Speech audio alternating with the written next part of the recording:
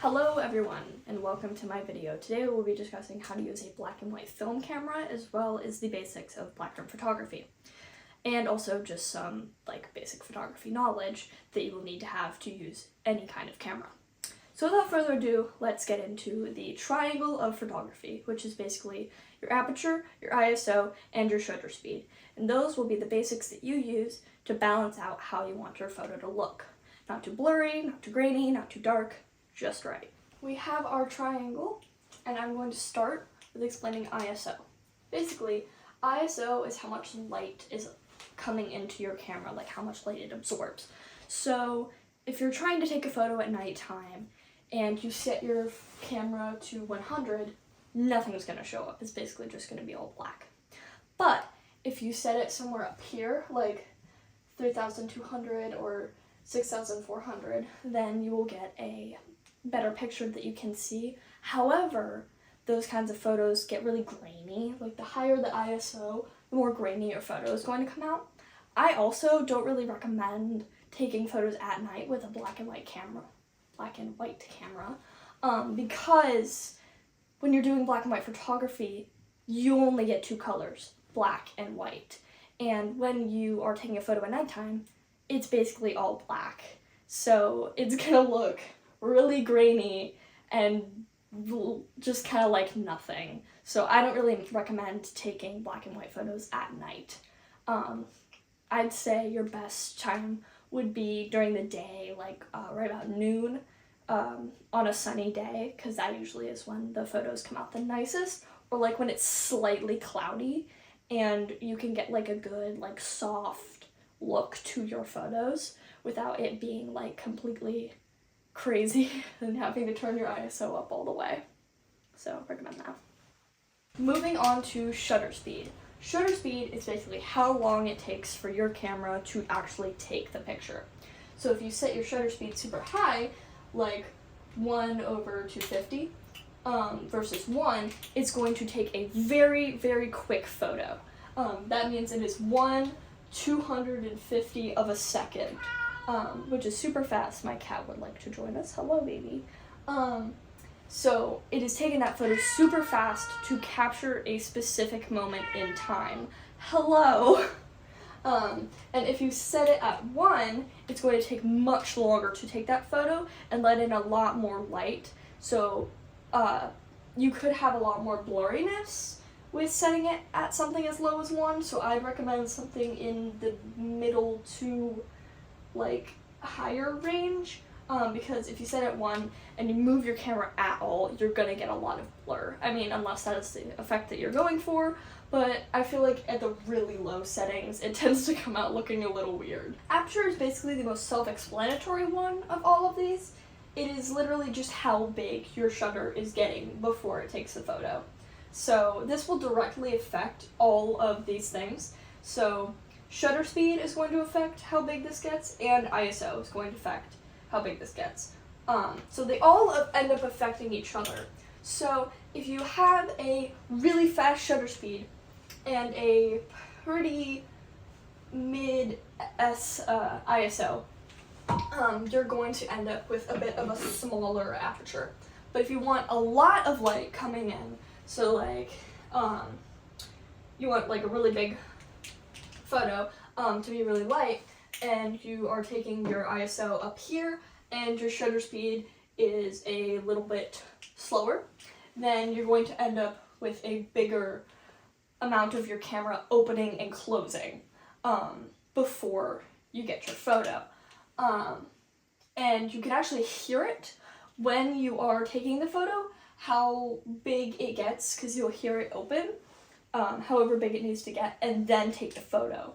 So you hear like a little like noise of how big your thing is getting, and then especially if you're taking a photo in the dark, it's going to like take a bit longer before it takes the actual photo because it's letting a certain amount of light in. And now for the moment we've all been waiting for, my actual camera. I have a Nikon N6000, which I highly recommend for any kind of black and white photography.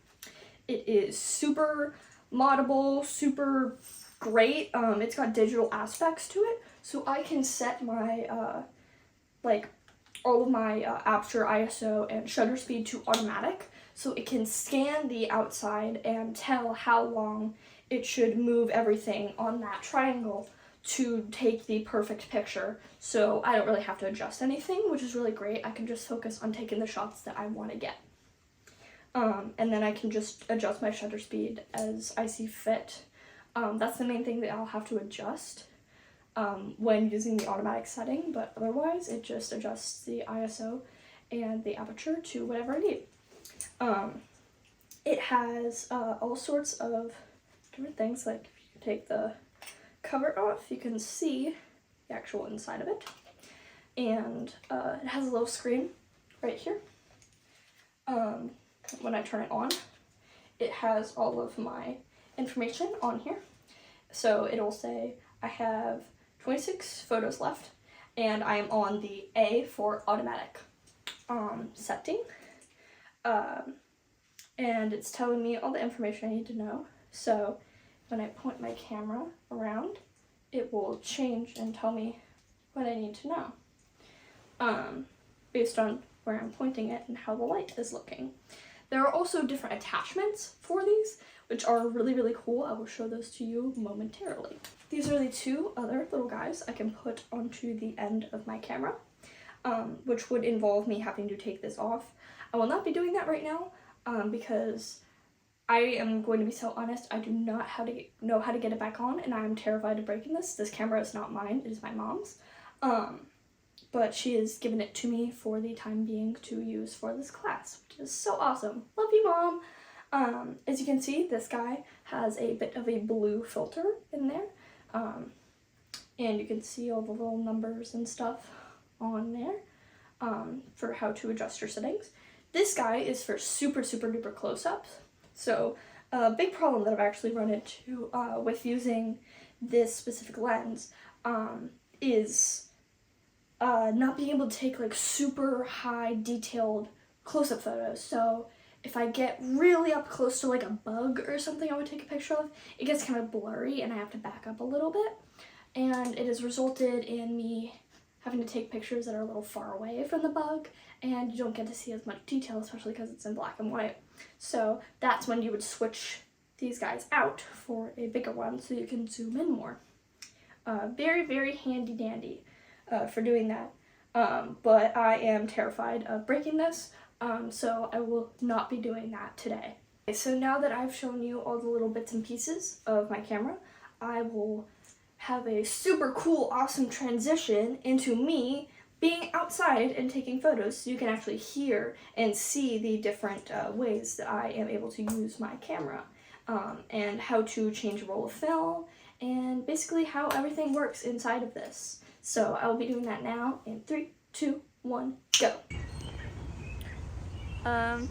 So now I'm going to be taking some photos with my camera. So I'll start by taking this guy off, putting him in my pocket. Also, I was wrong earlier when I said that the number on here tells you how many photos you have left. It's actually how many photos you've taken. So I have 26 photos that I've taken out of my roll of like 36. So I have 10 more photos, and we're gonna walk around my yard and basically just take some photos. So, yay!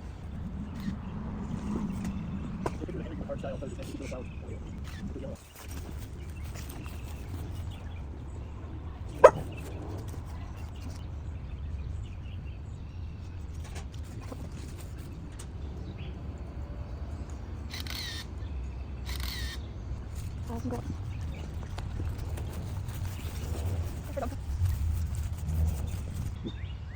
Mr. Shermy. Shermy! Shermy! You're at 33.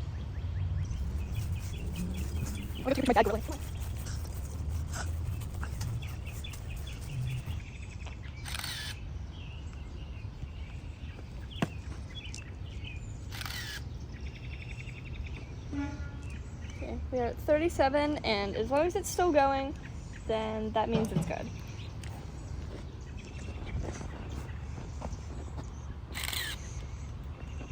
And Still going. Up. Okay, we're at the end. So now, take it, turn it over, push this in, or no, push this over here. 1, 2. There. And now it's starting to rewind. And you can watch the number tick down over here too. That's pretty cool.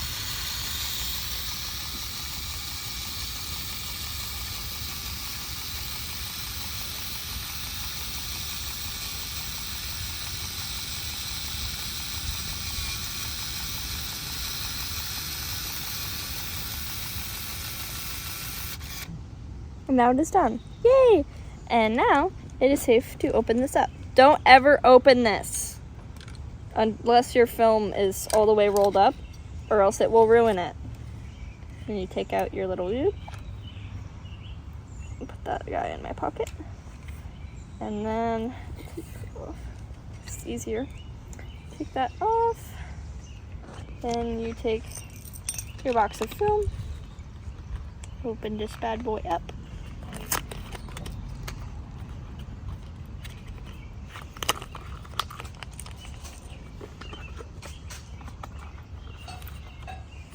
And then you open this guy up, which is considerably harder, and take out your new film. Yay! I usually put the old ones into this and label them according to the date and what's on them, just to keep track of things. This part you can touch. Then you will take the side with the hole and decide the pokey outy thing, and you will put it onto the camera.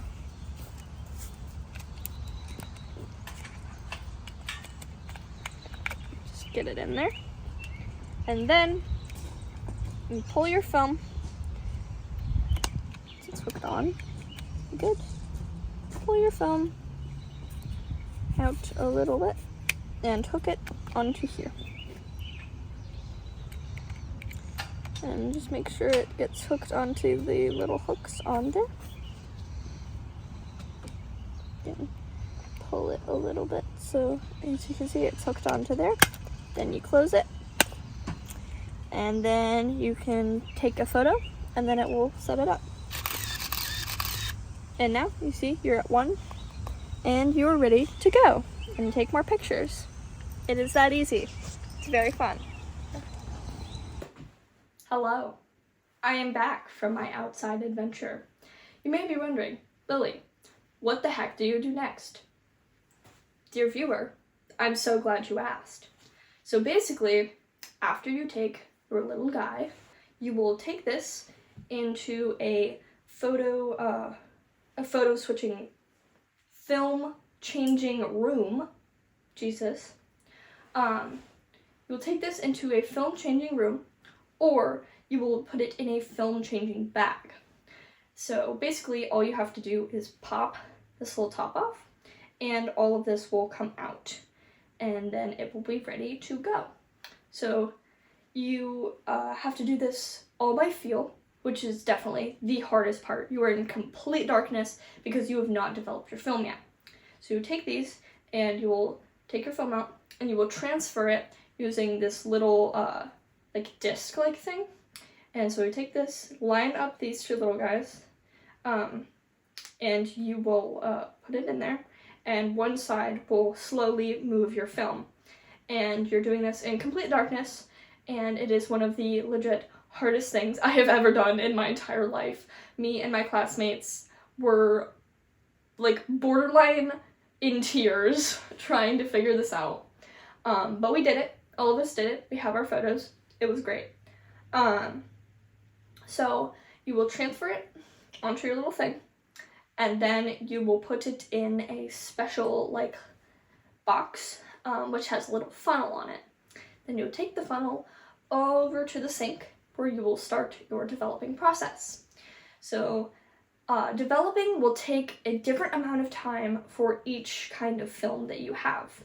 So for my film, it will take a different amount of time than, say, a different brand of film. Always, always, always look up what brand of film and how long it takes to develop before you do any of this part of the process. You need to know the exact amount of time to do each step so that you don't ruin your film. So basically, after you have your film in the sink, you will pour in your developer, which is, yippee, the thing that makes it no longer sensitive to light. And you will swish that around for about a minute, and you'll let it sit for a minute. And that's how I usually went with these guys, for about, I think, 8 minutes, and you would do 1 minute on, 1 minute off of developer, swishing it around, agitating it, making a cocktail, and until it is fully developed. And then you pour out your developer. Sometimes people will reuse different parts of the process. Like, I'm pretty sure you can reuse your developer and your stopper, but your fixer kind of has like gross sparkles in it, so you don't really want to pour that back into the container with all the other fixer. So after that, you will pour in your stop bath, which stops the film from developing. Then you'll basically do the same thing, agitate it for a couple seconds, and then let it sit, agitate it for a little bit, and let it sit.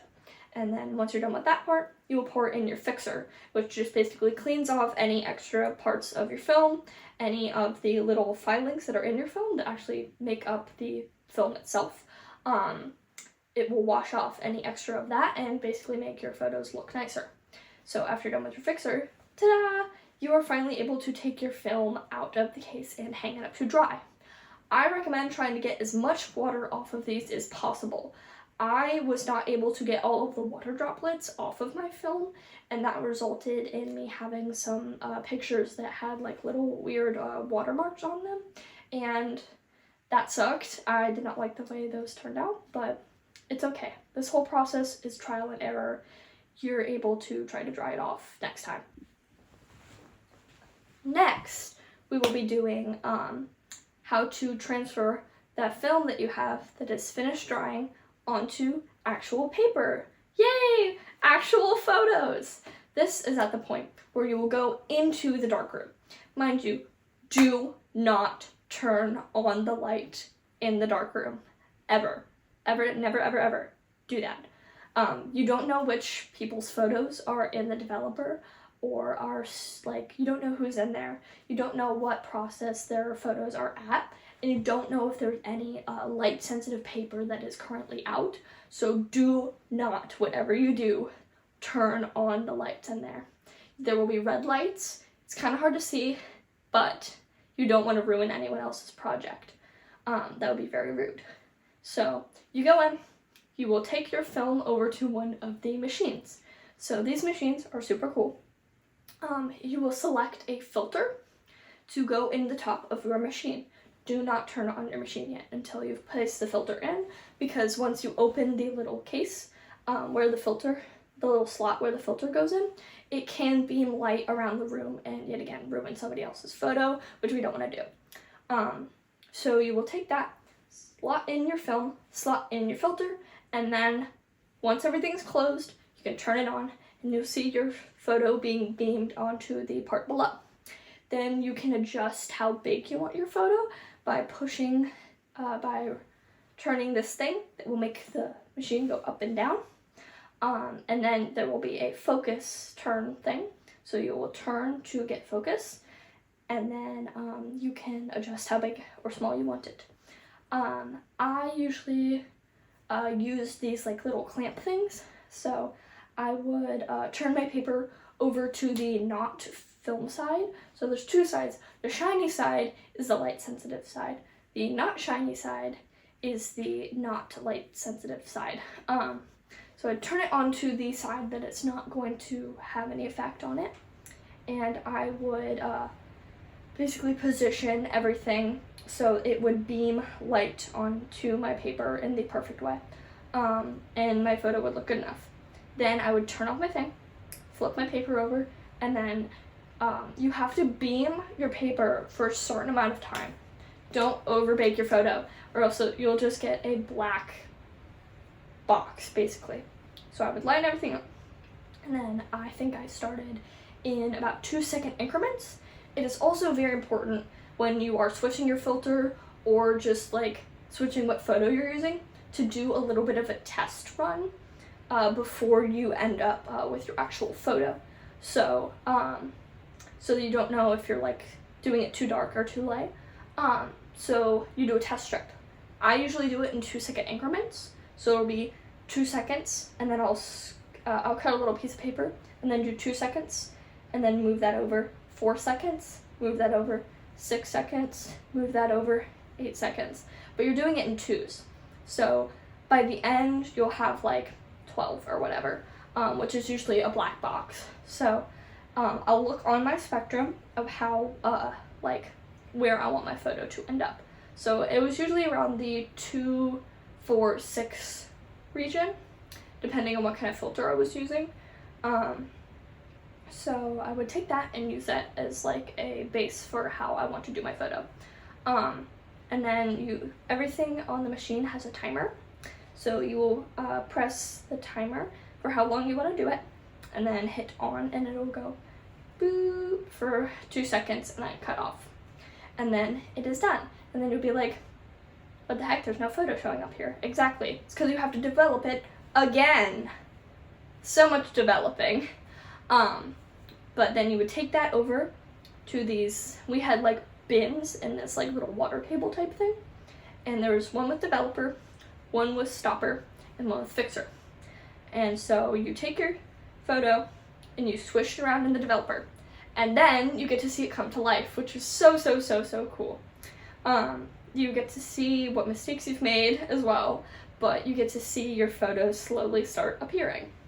Then you take it over the stop bath, swish it around for a couple seconds, and then you can take it over the fixer, swish it around for a little bit. And then we put it in water for a little bit until we were ready to let them dry at the end of class. So now I will show you some of the photos that I have completed. All right, these are my photos. So this is one of the first ones I ever did. As you can see, I baked it a little bit too long. It is a little too dark and it got moved a little bit. So it has this little part at the bottom, but otherwise I thought this was really funny. It is a picture of, at the art space, they had this giant like sculpture of a cow, and I was like, I'm gonna take a photo of that cow's butt. So I did, to the amusement of me and all of my classmates. We thought that was really funny. So that was the first photo I ever developed. Then we have one of the other early ones, which is this one, which I don't think I cooked for long enough, but I still really like how this one came out. You can see the intricate details of the graffiti, so I really like how that one turned out. And next we have this guy right here, which you can see how it has kind of like a watermark on it. That was one of the ones that had a piece of, a droplet of water dry on it. And it's of a little baby doll on somebody's porch. That was like, I guess they never took down their Halloween decorations because it was like a couple months after Halloween. But that one was cool. I like that one. And my favorite one that I've ever done, came out absolutely perfect, is this one. This is my holy grail. You can see all of the details of the tree, the graffiti, you can see where the sun's coming through, and it just turned out so well. I am so happy with it. So yeah, basically all trial and error. I'm super happy with this class. I'm very happy with everything that I have learned, and it has inspired me to do really difficult things. This whole process is so difficult, and you don't even know what you're gonna get at the end, but it's so worth it. I highly recommend to anyone to do darkroom photography because it is just so cool. Even if it is a little bit tedious, it has been one of the most rewarding experiences that I have ever done.